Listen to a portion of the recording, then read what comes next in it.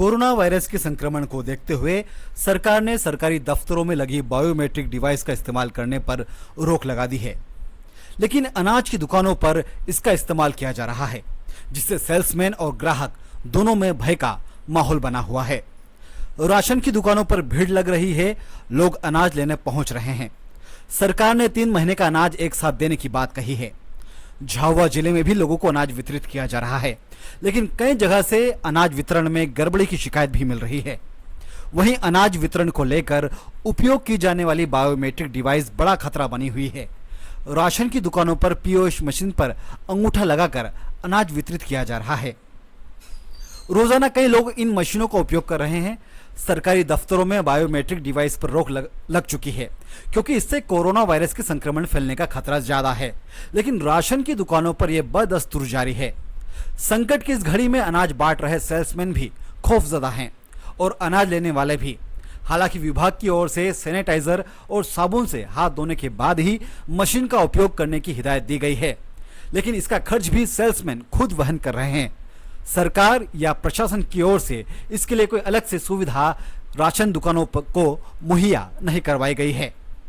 शहरी इलाकों में की बात की जाए तो यहाँ पर दुकानों पर सैनिटाइजर देखा जा रहा है, लेकिन ग्रामीण इलाकों में दुकान से साबुन भी गायब है और सैनिटाइजर भी।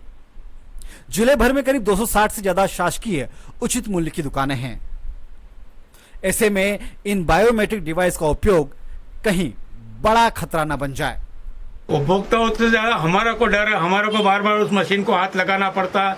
हमारा भी परिवार है, हम खुद उस चीज से डर रहे हैं। बार बार उसको कैसे पोछे करे, और उनके को भी जैसे आप ये व्यक्ति लगा के गया, फिर उसका दूसरे हाथ का दूसरे का अंगूठा लगेगा, तो उसको को भी डर है।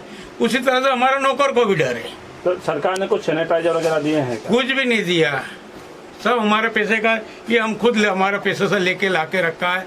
हम लगा रहे, कर रहे, हम हमारी सुरक्षा कर रहे खुद। दूरी डिस्टेंस करने में लोग सहयोग भी नहीं करते हैं, और दूसरी बात अंगूठा लगाने में हमारी खुद की जान जोखिम में डाल के हमको काम करना पड़ता है।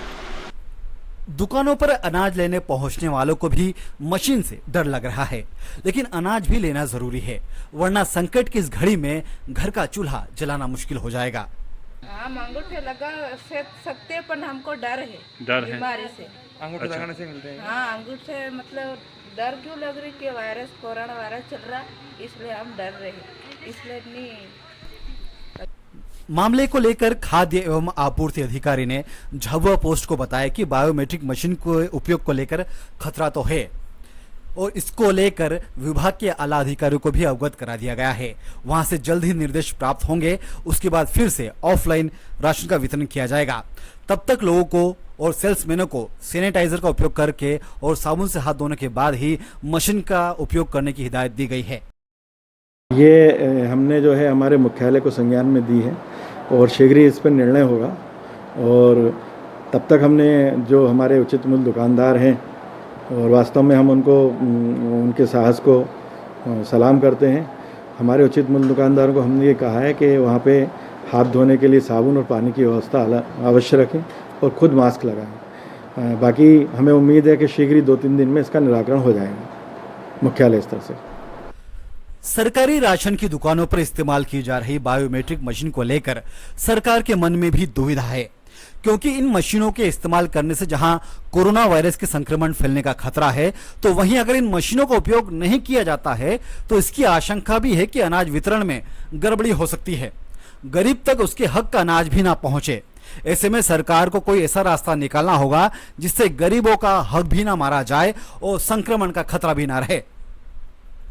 Team Jhabua post.